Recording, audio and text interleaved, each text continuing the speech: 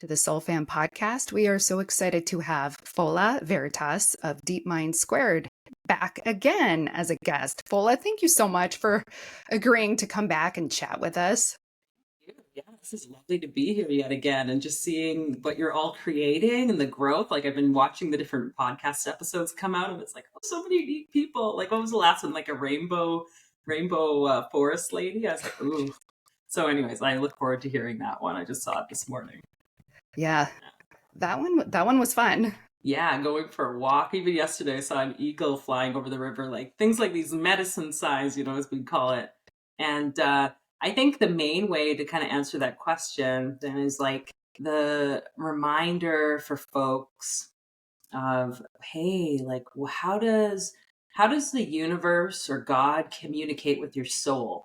And nature being kind of like the direct creation of God, if we want to call her creator, the universe, spirit, that is like a huge part. I think that we often forget in like the busyness of life. I know that I do.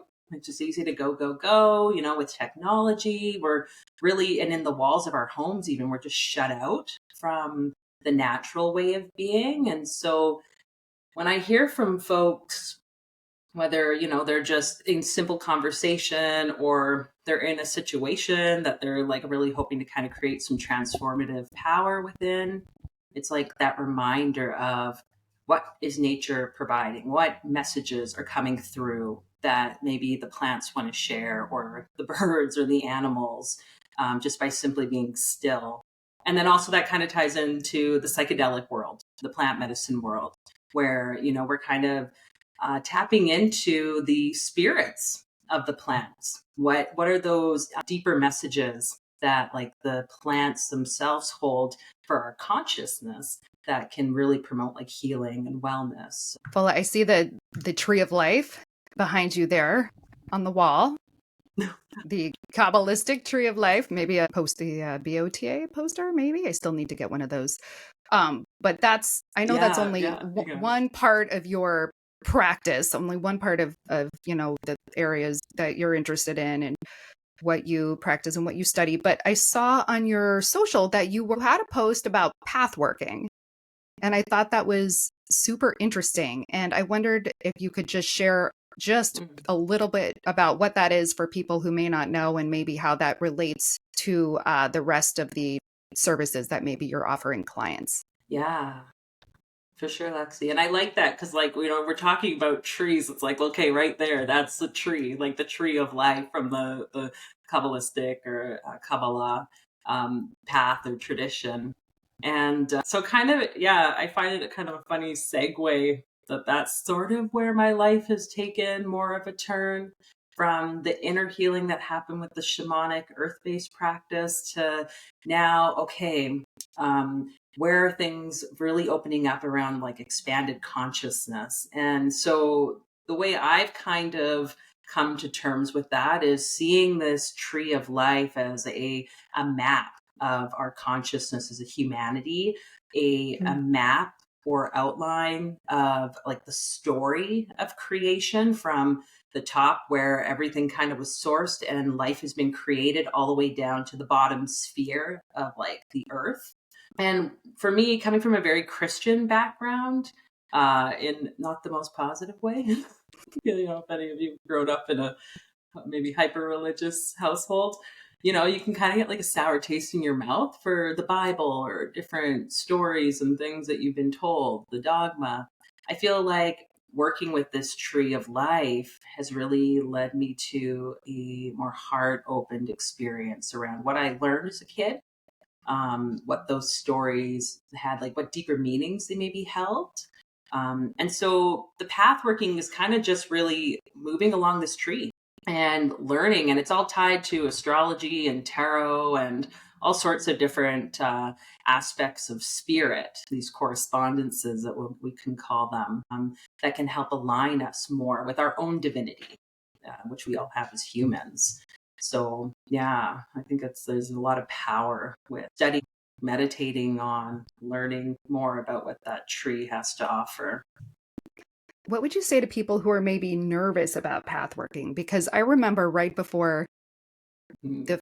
I've only done it once, and I feel like it was a friggin' marathon, but I remember being scared. What if in a meditation I don't come back or I fall asleep? There's always a little warning or a disclaimer: remain alert at all times, try not to fall asleep, try not to steer from the path. What would you say to people who are interested but maybe a little bit apprehensive? Yeah, that's a great question, Lexi, because when I first kind of came into the Kabbalah and like that path, I was actually reading Dion Fortune's book, that Mystical Kabbalah. And that was prior to like even like meeting now. I have 22 teachings, like it really getting into anything like magical practice wise. And I remember for like a good week or two, just from reading the book, I was having bizarre things at night. Like I would wake up with the words and thoughts in my head and like Hebrew. I like had no idea what was going on, and it was really uncomfortable. And so what I learned from kind of leaving that, being like, okay, I'm gonna put this down. This isn't really for me right now. That's okay. There needs to be a bit more of a foundation that's built, and then trusting that that foundation came exactly when it needed to. I want to say it would have been within a year or so that I was able to then go back into it. So it wasn't that long of a period of time. It's just, I think a huge part is recognizing that there are sort of practices and ways to like clear energy and balance our own energy systems and that of the space around us, and to enter into learning this stuff in a particular way. I think I just released a video about this on YouTube, actually. It's about a book called Simplified Kabbalah Magic by Ted Andrews. And I would say that's a really great book because I feel like he does a great job of explaining how to kind of navigate some of the energies that can come through, and to clarify, because yeah, you're right, Lexi, there's so much kind of there's different views about like you got to do it right, and these are the certain ways you do it, and if not, like you're effed. And what I'm learning is like, well, I don't think it's that bad, but perhaps that fear is placed there because, as with anything that can really shift us, see this in the medicine work with people with plants and so forth. It's like when we're about to create a shift or a change in consciousness or step outside that comfort zone, the fear comes up because it's the unknown. And many times even spiritual teachers, I think, are often put into the role of kind of being like, you better be careful, so that only those who are really ready and have that dedication inside, like when and I think we all do, it's just a matter of when that comes up, then it's going to be the time when we're going to push through it, but yeah, it's not like it's always easy. That's for sure. That's for sure. And never ending.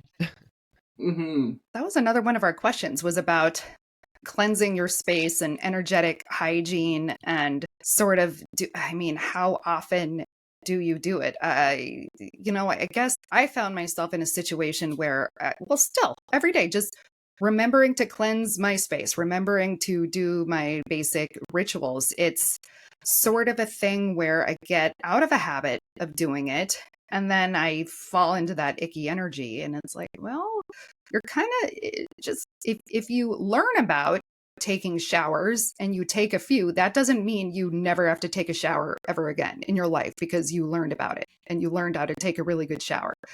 I just kind of wonder if energetic hygiene becomes a necessity at some point, and maybe what if you wanted to share any views on that. Yeah, and please come tell my kid to have a shower more than Right? just twice a week. God, It's like, it's oh such my a gosh. miracle. I know. When So you am can I the get only them. mother that deals with that? No.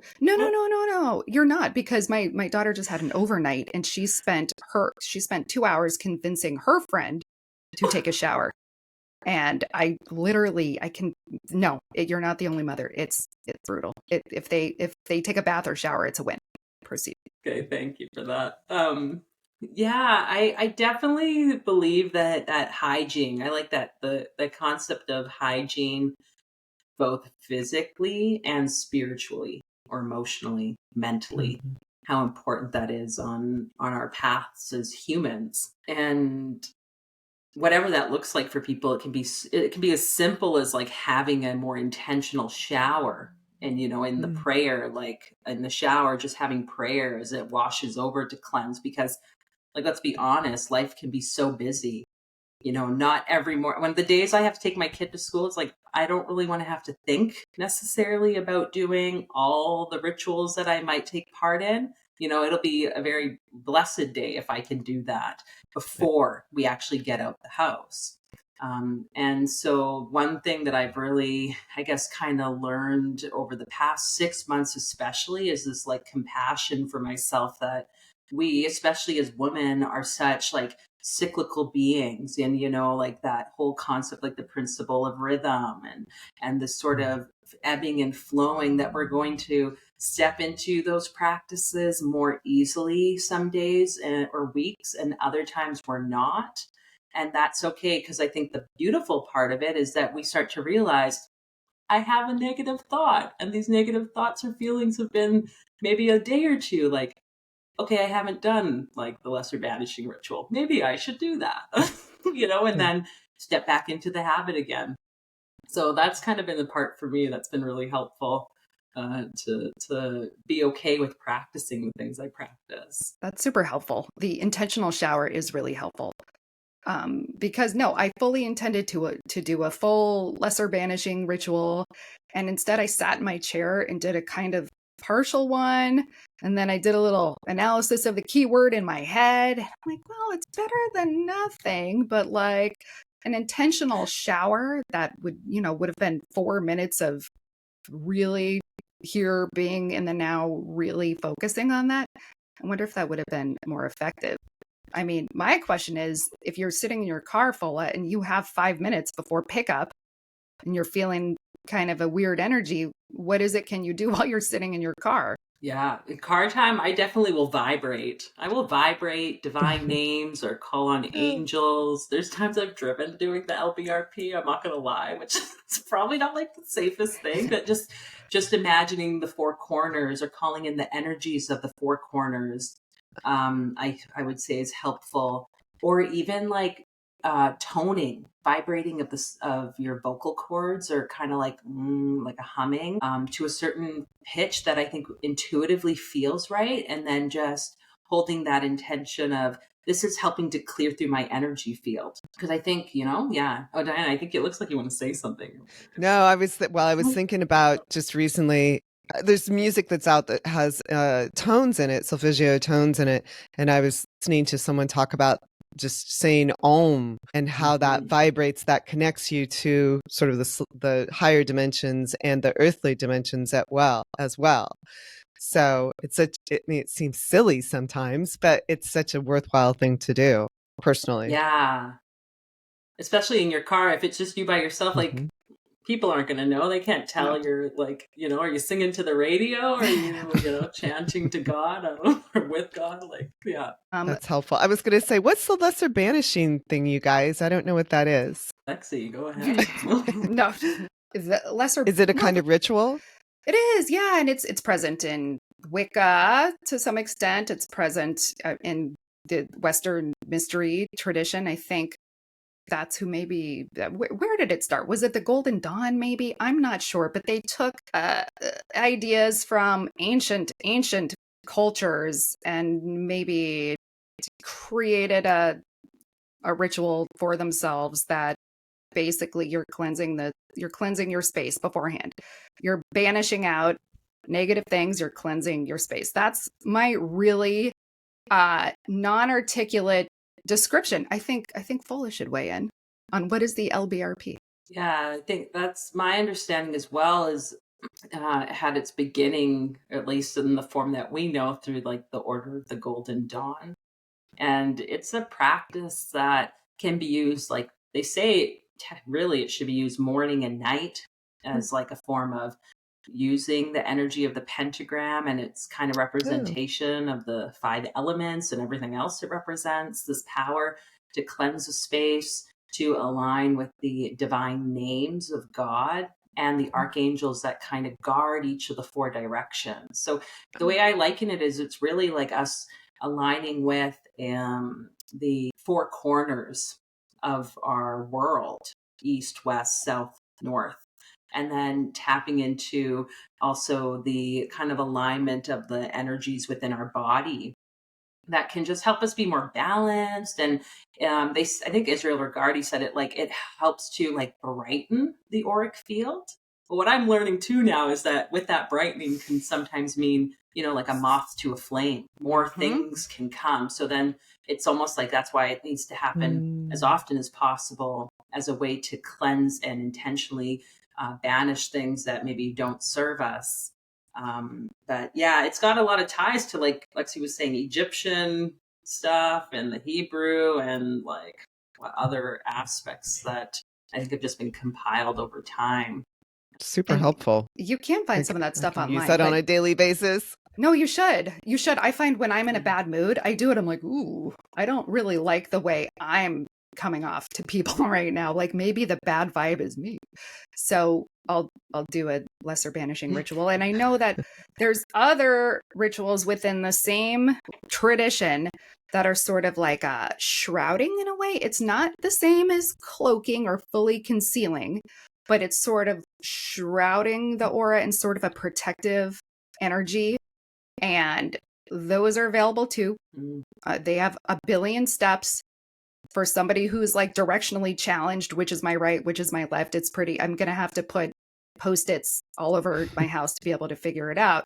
But it's, you'll use a piece of incense and with the names of God and the, going in the specific directions, you'll create sort of a shield type of energy for yourself once you've brightened your auric field. So, I wish I've seen people do both really, really beautifully. And it just encourages me to learn more. But I mean, Fola, what do you think? Is somebody going to cause any harm by trying to do an LBRP if they've maybe read a little bit of Israel Regardie or Dion Fortune, at least familiarize themselves, and they sort of look up how to do it on YouTube or Google? Are they going to really harm anything if they just try it with the right intentions? I don't think so. Yeah, I'd like to think not. I think it also, though, anything that comes from an experience, even if it ends up being something that we could like call quote unquote bad, is really meant to be a teachable moment. Like I could say back to my kind of initial exploration on the Tree of Life, reading Dion Fortune's book, that could have been really reckless, stupid of me because, I didn't have the proper foundation in my eyes. Didn't really know what I was doing. I was going into it kind of blind and by myself. And so it was in a way like not my ideal situation. And yet I learned so much that I feel like has now allowed me to, remain informed in certain ways, to be a bit more conscious and cautious entering into spaces, and also to share that with people when I teach or, because I think, like you said, a lot of people do kind of get turned off or they're uncertain about it and the fear is there. And knowing, like with anything, when we can be a bit proactive, whether it's with a ritual practice or some other form, just knowledge in general, I think that can be really, really beneficial for somebody. So I think it's up to the person, their past experiences too, because some folks would be like, don't ever try these things or, explore this modality because it could unlock something. And there's folks within those modalities who use them often and would say, no, it's great. Like it adds this value to your life. Same thing with the psychedelics, like, all these different, we say the same with like even prescription medications. There's like a lot of negative side effects oftentimes. And yet what's the benefit and the not so great benefits? How can we outweigh each other here? I think Diana had a question about sort of the. Can we talk a little bit? You, Diana. Go ahead. I think we were curious about your use of the psychedelics in your practice. Really, in general, there's been a lot of focus on psychedelics, both as an emerging pharmaceutical, so to speak, and then people sort of using it, in expeditions and adventures, in travel. And I'm super curious what your opinion about all of that is. Yeah, that's a great question because, like, I guess say if I think of people I know that went to Peru and they had no intention of going on a plant journey with like ayahuasca, and somehow it came to them, and they went through whatever the steps were required of them to do that, even though there was no real prep from, flying there and having the intention initially. I would say for the most part, would add that it had a lot of benefit to their life. It created a lot of shifts that these plants can offer. And so, yeah, it's hard for me to be like, well, that's right or wrong. But at the same time, I recognize a bit of the witnessing the psychedelic world just really blowing up with this kind of new revolution. I mean, it happened before. It's prior to that. Now it's happening again. And for me, it's a bit of the difficulties balancing my own relationship with like the commercialization of it, and really I think we put a lot of weight into it, and that I think can, as with anything, is going to eventually have its sort of negative side, like its shadow side, show up, which we have seen. There's incidences where people go anywhere, work with anyone who even is like a trained practitioner, and it turns out to be not the most positive experience due to whatever, lots of unethical behaviors and things like that taking place. And so I guess it has both sides of the coin that people just need to be aware of it. Personally, for me, that's kind of where I'm like, I was a registered nurse, very curious about the plant medicine world and working with people with integration and microdosing and things like that. And I had many friends be like, well, why don't you go on and do like a training program? And I did some training, but nothing formal, because I just was like, I don't want to work within the healthcare system that's already kind of messed up doing this work. Like, I don't really feel that those things align in a moral value perspective for myself. And so that's why I finally was just like, I'm stepping away from that. I don't see the clinical lens as like the only right lens. I think there's other ways we can go about doing it ethically, morally, and intentionally that can be of support for some, not all. Because again, the other method might be more ideal for some folks.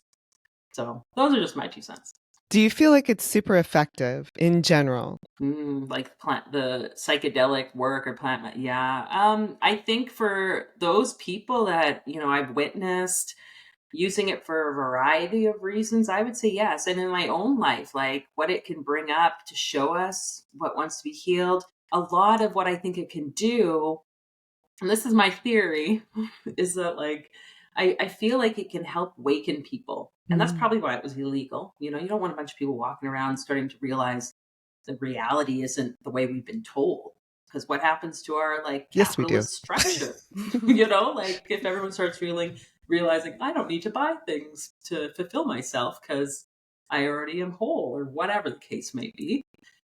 So to me, the psychedelics, plant medicines, these types of altered state experiences are like a doorway to opening up to what things like the tree of life, these more spiritual practices that don't require an external element like a plant or a drug can bring. And yet I've seen people, get off antidepressants, like heal like major anxiety, trauma, and like, be able to like release emotion that had been held inside for like 10 plus years, just in like a simple, quote unquote, simple journey.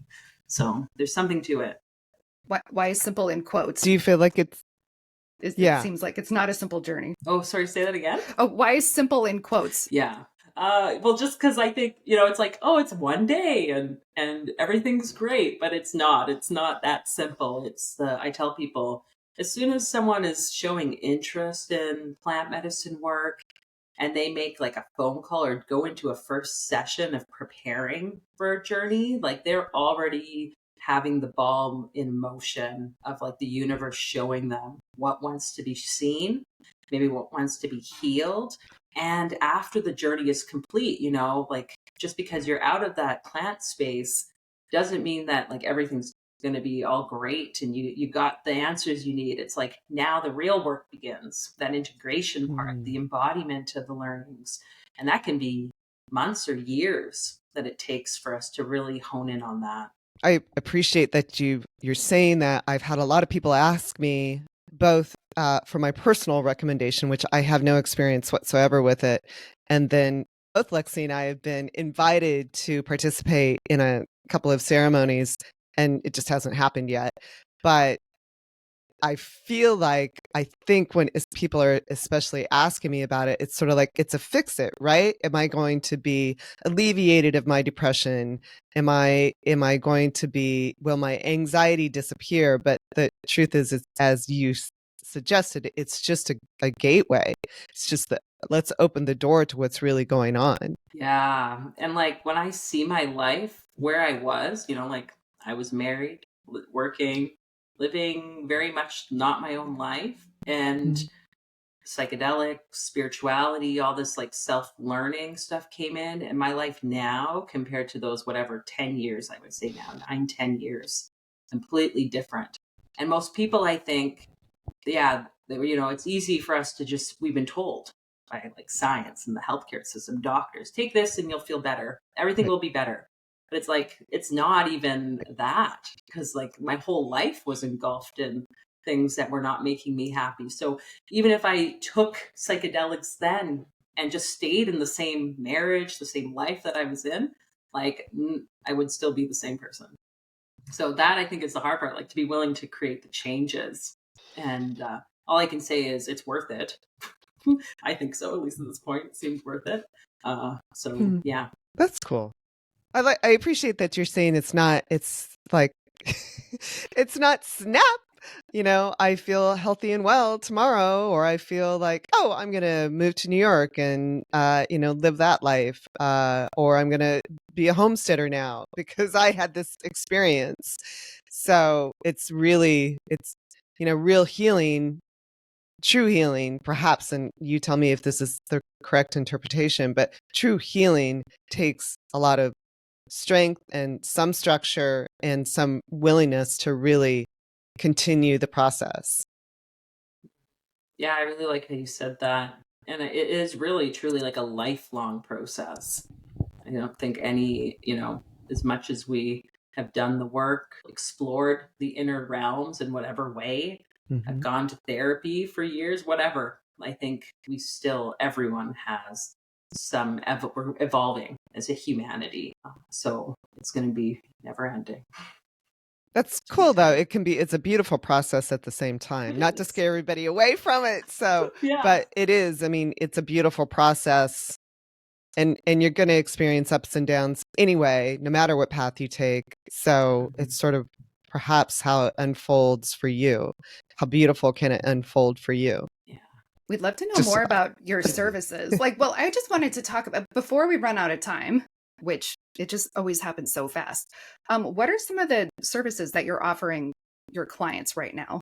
If people are interested in getting in touch, do you offer services only in person in Canada, or do you ever work with people via Zoom, or how does that work? Yeah, I do a mix of both in person and online, just so that it opens the doors to international or national folks. A lot of my time is spent just holding space and tapping in like intuitively to maybe what's showing up for someone on their healing journey. My hope is really to empower people to listen and learn like what is their personal truth. Whatever that might look like. And I bring in the things I've known as from being a nurse. So a bit of that lens and the spiritual practices of the shamanism, the Reiki, like energy healing and sound healing in session. So a session can be very like unique. I call it kind of like empowerment coaching or high frequency healing sessions where, we just move energy.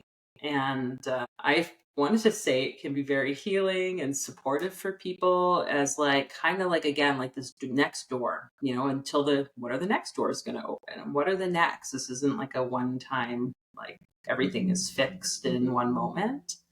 And then for some folks, they're interested in the plant medicine work. So that's through the lens of like integration. Maybe if someone has gone through a journey and they want to talk about what happened, or they're preparing for a journey, or they want support in like having someone be with them during that experience, whether it's like a large dose journey or microdosing. So it seems like a lot, especially women, are more interested in the microdosing. They're kind of like, I want to just go gentle. And so I offer like a 3-month program where we can explore that with regular like interactions meeting and some other learnings that go along the way. And then I'm teaching more about magic and things like that. That's where I'm stepping more into, because it feels so, I really like what Israel Regardie says, just how I feel there's a need for both magic and the psychology aspects, like of the mind, to promote deep healing and balance in people's lives. So I'm seeing how everything I've learned and everything that's coming into the forefront now has been like a part of that. Go ahead. Well, I was just going to say, Israel Regardie, he's amazing. He's an amazing guy. Not only this famed magician and prolific writer, but didn't he, if I'm not mistaken, he was the private secretary of Aleister Crowley at one point, maybe, who's sort of a polarizing figure in the magic space. But Israel Regardie is not that vibe at all. And that is not to knock Crowley's, contributions, or to, weigh in with judgment on whatever it is that he, his modalities. He really contributed a lot. But Israel Regardie, he is an amazing author to read. I think did he write the 1-year manual? I think he did. There are monthly meditations that you're supposed to do. And the way he's writing it, he knows it's hard, but he's telling you that it's good for you. You're going to start small. I know it's hard, but health-wise, here's why it's important. Spiritually, here's why it's important. And I think he also had a healthcare background. Maybe he was like a chiropractor or something. Yeah, I think he went on later to become a chiropractic doctor. So you guys are similar in that sense. You've got the healthcare background and the magical practice. Yeah. Oh, yeah. Cool. I definitely feel there's something there. And it's interesting, his whole role, and this is something I've been sitting with personally. And we could even tie it to the psychedelic lens of, a lot of these practices were very much, they're mystery, they're hidden. And Israel Regardie was the one who, you're right, he basically was asking Crowley, hey, take me under your wing. And he became his secretary in the hopes that he could learn like the mysteries, learn about, the Order of the Golden Dawn, these different practices. And then Israel Regardie, though, felt this need to like disperse and share publicly all these very secret teachings and rituals. And I feel like it was at that turn of like, in these 1900s, mid 1900s, there was this like transition, and we could even tie it to technology coming out. Now we all have access to the internet, access to infinite possibilities of information, that like maybe these mysteries or secrets are no longer meant to be secret. That's kind of where I'm at now, is like, maybe that's why psychedelics and plants are becoming more known, because we all have the ability now to access something beyond ourselves, even though it's in ourselves. But we've like created this, it's almost like spirit made this separation so that we could then come into learning more. And I really respect that willingness to go against the grain of what society says is appropriate or what you should do. And, share through teaching, through experience, so that others can also receive that. Though I always wonder what maybe, I think he like died quite a mysterious sort of bizarre death. Like, is that because he shared all the things he shared? Who knows? Oh no, him too? There's been so many. Yeah, didn't he like, he started getting into alchemy. And alchemy, it's like the idea that we transmute into the philosopher's stone, or into like this alchemical gold. And back in like the Renaissance, medieval times, people were literally doing experiments. And he initially thought, because I think he wrote about this in some of his books, that first he was like, well, it's not really a chemical process. It's more an internal process. But then he started, after he met a chemist, he started realizing, oh, like it's actually a physical process. You can do this work. And I think he ended up blowing up in the lab doing some type of experiment. So kind of bizarre. Ooh, that's like a great movie. That's super interesting. That's curiously speaking to alchemy and a little bit about plant medicine, understanding that our chemistry starts changing. And perhaps I'm not right about this. I don't know. But I feel like when we start using the plant medicine, it's possible that our chemistry starts changing, or that obviously is part of the process, at least for a brief time. Is that right? Yeah, like the main thing I tell folks is like your neurochemistry, like the neural pathways in your brain start to change. And that's where people wake up, so to speak, if we want to use that kind of more new age term, that you no longer are seeing through the same nerves in a way, Right. or sensing through the same nerves. We're able to like, it creates new paths. And I think that's where the intention is important, because it's like where our intention is, like the energy follows that, right? And so Right. like in a way too, the energy in the nerves or the pathways of the brain, it's going to follow where it is that we wish to go. And it's a matter then of it building. And there's different methods with like microdosing, using certain mushrooms like lion's mane and some of the other sort of blends that they can do that can help kind of really support building those new pathways, which, yeah, so that's how I interpret that. So when we're building those new pathways, and this sounds simple, I'll just jump on this highway, but is that potentially a bit of a painful or surprising process? Because we sort of are our neural pathways in a lot of ways. I mean, that's the signal we're giving to the universe. That's sort of the signal we're giving to our reality. Can that be a bit of a difficult process, changing lanes? Yeah, I think that's where, a lot of the best preparation work for any journey, I believe, is going into the shadow work. Because to me, the way I perceive it is, there's like that path, and there's almost like a light side and a dark side. And oftentimes what's happening is we've been so much attributing it to one side. And we don't really want to look at that like darker, shadowy aspect that oftentimes is what wants to be kind of brought up in a journey.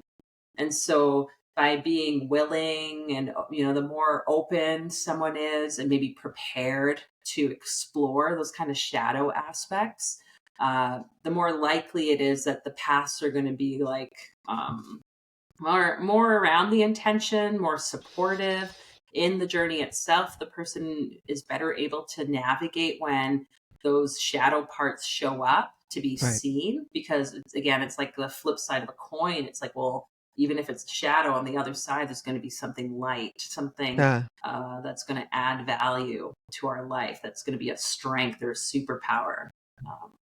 So yeah. Yeah, because I can imagine some of my neural pathways being pretty darn stubborn. Like, we really like this highway. I don't want to get off this path. So we've been doing this a long time, and it's going to be hard to make a lane change or get off this off ramp. Well, and I think that's where the different medicines, I'm not at all versed in every medicine. I haven't tried every medicine. I think that's where some people feel more pulled to particular ones, because it's just like your chemistry and that plant medicine just really like interweave together so beautifully that it can be the most supportive with that. Whereas there's some, I think of like acid. I feel like I talked about this maybe last time, but like LSD for me in the brain, like it literally feels like something's like, it's so like cerebral and like technology like it's a very different experience. And so for some people that might not be at all what they want, even from a sensations perspective. But like that's how that medicine works for me. So what it might look like for each person, I think that's where you feel called, where you're feeling the pull, is a great first step to ask yourself, okay, what is it? Because those plants, those medicines start to communicate or make themselves known. And then from there, like through kind of the explorative or experimentation of it in a way that's safe and appropriate for the individual. Right. So how do you make that call? I know when Lexi and I have been approached to do some rituals or ceremonies, they might, even the person who's facilitating the ceremony has suggested maybe we'll start with a little lesser product or a little lesser, a flower plant medicine for you rather than something super intense like DMT. I don't know. No, for sure. Well, I'm sober. Does that make sense? I don't drink. So I'm like, I can have Blue Lotus. I know that. and yerba mate. Right. Blue lotus and yerba mate. I think a lot can be done with those. But yeah, how do you sort of figure it out? It's on you, Fola. Yeah. Yeah. The main thing that we tell people is like, listen to your body. Listen, what is it feeling? And where are those edges of its fear? Because I can tell you, doing many journeys, you still come up to fear. And the main two ones, at least in my experience and what I witnessed, is the fear of insanity and the fear of death. Yep. Like, and it's really, those both boil down to the fear of the unknown. And so the internal check-in with the body, like, what is really here for me? And I think it's beautiful that you're even having the conversations with whoever these people or facilitators are, that they're willing to adjust and work with what you need and want, because that's, to me, a huge red flag is if someone says, no, you have to do like a 5-gram dose for your first trip. Like, usually I'd say when people are wanting to do the larger dose journeys, it's like it's best if the client or the individual wants that, has the proper supports in place, has done the preparation work, and is aware of like both that light and shadow that could show up. We like don't ever really call any experience a bad experience. It just might be more difficult. And so you're going to get what you get out of it. But I think there's nothing wrong. What I've learned is like the society we live in that says bigger is better is such a toxic perspective that I don't think we need that. Most people that I've talked with, other facilitators, that they're like, no, like, we don't need to do that. Like, what feels like maybe we could bring the more gentleness in. And then maybe in like a year or something later, you go back and you decide, I'm going to like go really big this time because that's what I feel like I need to do. Like, then it's all okay. That's just my view. I know some people would disagree and they believe it needs to, like, go big, go home, or whatever that saying is. I might go home. Yeah, I think it might be too. I mean, I have a few friends that have like, yeah, I've spent about, a good portion of the time throwing up in a bucket. Not sure I feel like doing that. See, I could throw up in a bucket. And I don't know if that's effective. Oh, right? Yeah. Is that effective? See, that to me, that's like, yeah, that feels really cathartic. I would throw up in a bucket. But I definitely would need somebody holding my hand, and I'm a huge baby, and it'd need to be the tiniest little, tiniest,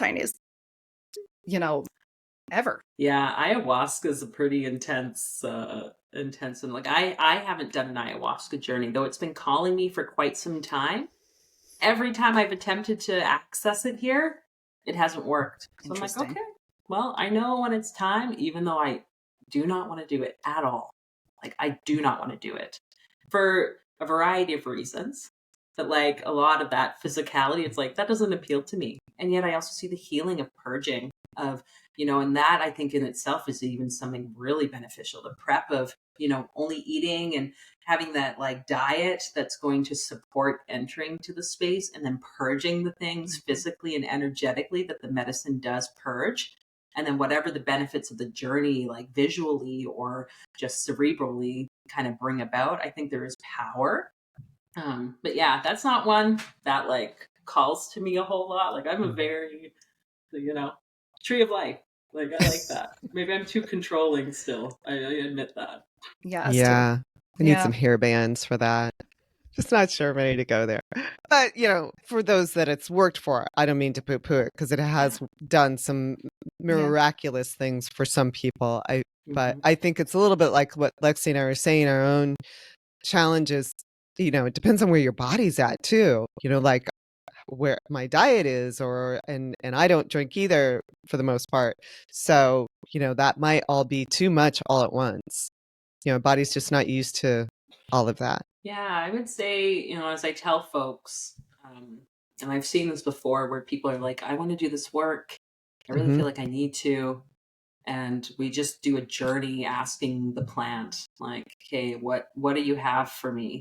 And I've had it where people are like, the plant told them, no, it's not time. And then they realize, like, I was just feeling the pressure to do this because of society, because of my friends, because of so and so, whoever, whatever, some thought that it needed to happen. And so that personal relationship, yeah, just inviting everyone, like, ask, is this for me? What do you have for me? And show me when the time is to do it. And your intuition will guide you with that. And yeah, it's powerful. That's super helpful too, Fola, really. It is. That's very, very helpful. So if someone were interested, they're like, I might want to go on a journey and ask one of these plants if it might be right for me, but I'm not sure. And I wonder if Fola, if I could get in touch with her and maybe ask her about this. How should people get in touch with you, or how can they find you if they're curious about exploring, because the way you offer it seems so just gentle and reasonable, enjoyable and humane and kind. How can people get in touch with you if they're curious about one of these journeys or they're interested in learning more? Yeah. Thank you for that. I hope I'm compassionate and humane. Oh yeah. Trying to be. Yeah. I think the best way is probably going to my website, deepmindsquared.com. I'm also on Instagram I think it's at deep_mind_squared. And yeah, on my website, they can like schedule just a chat and we can meet and kind of have a conversation of, what their needs are, what they see for themselves, and how, if at all, I can support them. So yeah, that would be the best ways to connect with me directly. And then, yeah, maybe heading over to the YouTube channel, Deep Mind Squared. People can watch and tune in there as they wish. Perfect. Cool. Any upcoming things you want to share? Upcoming offerings, upcoming plans? But it's okay if you're not ready to share those things. But Yeah. anything that you want to? Yeah, I do actually have. Yeah, for sure, Lexi. I have a pathworking course that's like pre-recorded sessions, because we just finished like a whole term of diving into the tree of life through the 10 spheres specifically. So that's on my website as well. If people are interested in checking that out, learning more about the tree, having some support as they go through like that kind of climbing up the tree from Malkut at the bottom to the top of Keter. And coming up soon, too, I'm going to be releasing a magical course. I'm calling it The Way of Magic, I believe. And it's going to be just like providing people with a bit of a foundation of different ways to protect and balance energy, about kind of the different models or systems in which the universe has kind of been looked at across time in magical circles, and ways in which we can really support our personal healing with kind of embodying or integrating shadow pieces that we oftentimes want to suppress or repress.